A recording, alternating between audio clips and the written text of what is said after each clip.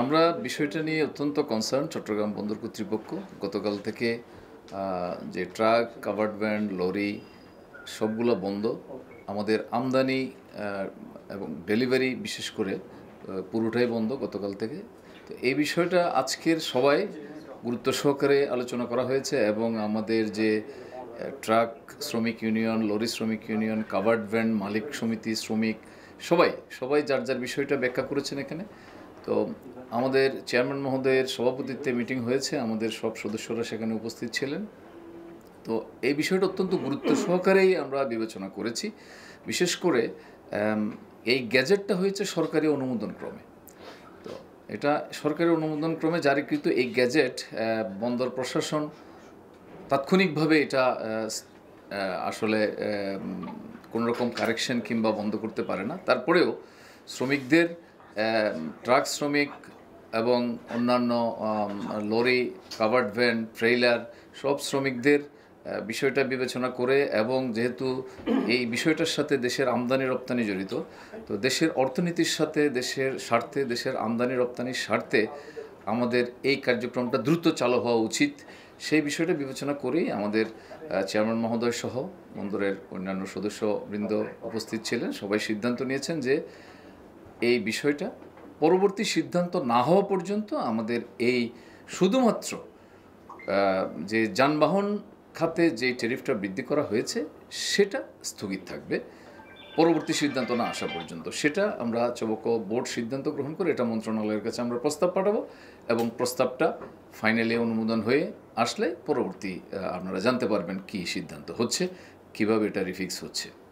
আপাতত সেই সিদ্ধান্ত না আসা পর্যন্ত এটা স্থগিত থাকবে এবং উপস্থিত যারা শ্রমিক প্রতিনিধি এবং মালিক প্রতিনিধি ছিলেন সবাই আশ্বস্ত করেছেন যে তারা এখন কাজে ফিরে যাবেন এবং বাইরে প্রায় ৬,০০০ ট্রাক কাভার্ড ভ্যান ওয়েট করছে। সবগুলোই এখন আমাদের ডেলিভারি কাজে কিংবা এক্সপোর্ট ইম্পোর্ট কাজে তারা আবার নিয়োজিত হবে। তাদের পক্ষ থেকে একটি কথা বলা হয়েছে যে তারা আনুষ্ঠানিকভাবে চিঠিটা না পেলে কাজ শুরু করবে না।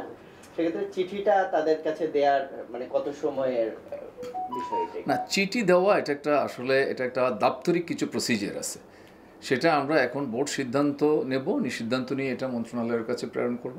বাট যেটা মিটিংয়ে সিদ্ধান্ত হয়েছে সেই সিদ্ধান্তের একটা মিনিটস হয়তো তারা খুব সহসা পেয়ে যাবে। ফারুক ভাই, একটা বিষয় যে আপনি নিজেও বলেছেন এই যে গাড়ির যে গেট পাস ফি বাড়লো ৫৭ থেকে ২৩০ হলো, এটা তো ইন্ডিভিজুয়ালি শুধু গাড়ির ব্যাপারে হয়নি, এটা হচ্ছে বন্দরের যে ট্যারিফ কাঠামো যুগোপযোগী করা হয়েছে সরকারের পক্ষ থেকে গ্যাজেট নোটিফিকেশনের মাধ্যমে, তার একটা অংশ হিসেবে এটা বেড়েছে। এখন আপনারা যদি একটা পক্ষকে এই যে আশ্বাস দিয়েছেন যে শুধু যানবাহনের ফিটা স্থগিত করা হবে, যদি আপনি যানবাহনটা স্থগিত করার এখতিয়ার রাখেন বন্দর কর্তৃপক্ষ, তাহলে নিশ্চয়ই বাকিগুলো আপনি এখতিয়ার রাখেন। আর যদি বাকিগুলো আপনি এখতিয়ার না রাখেন তাহলে আপনি একটা কিভাবে বন্ধ করবেন? এটা তো হোল প্রসেসের পার্ট। এটা যদি একটু ব্যাখ্যা দেন কষ্ট করে। না, এটা আসলে ওইরকম এখতিয়ারের বিষয় না, এটা পুরো এখতিয়ার হচ্ছে সরকারের। এই গেজেটটা অনুমোদন করেছে সরকার এবং সরকারি অনুমোদন ক্রমে একটা গেজেট নোটিফিকেশন হয়েছে এবং সেটা আমরা জারি করেছি। তো এই বিষয়টা যেহেতু যে ট্রাক লরি কাভার্ড ভ্যান এগুলোর সাথে বন্দরের ডেলিভারি আমদানি রপ্তানি সরাসরি সংশ্লিষ্ট, তো সেজন্য এই বিষয়টা আমরা এটা আসলে কোনো রকম বাদ দিই নেই বা পরিবর্তন করে নেই, এটা সরকারি সিদ্ধান্তের জন্য আমরা একটা সুপারিশ প্রেরণ করব।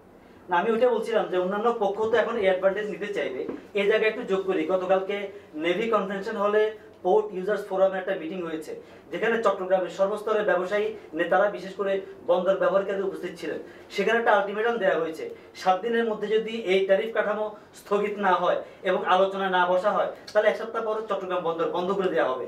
যার অংশ হিসেবে আজকে থেকে সিএন্ডএফ এজেন্ট এবং কর্মচারীরা প্রতিদিন ৪ ঘন্টা করে কর্মবিরতি পালন করতে শুরু করেছে। তাহলে আপনারা যদি আমার ফোকাসের জায়গাটা হচ্ছে যদি স্থগিত হয় তাহলে পুরো ট্যারিফ কাঠামো স্থগিত হওয়ার কথা, না হলে আপনি একটা পক্ষকে এই অ্যাডভান্টেজ দিলে বাকিরাও তো এই অ্যাডভান্টেজ চাইবে। এই জায়গাটা জটিলতা তৈরি হতে পারে, সেই জায়গা আপনারা আলোচনা করেছেন কিনা?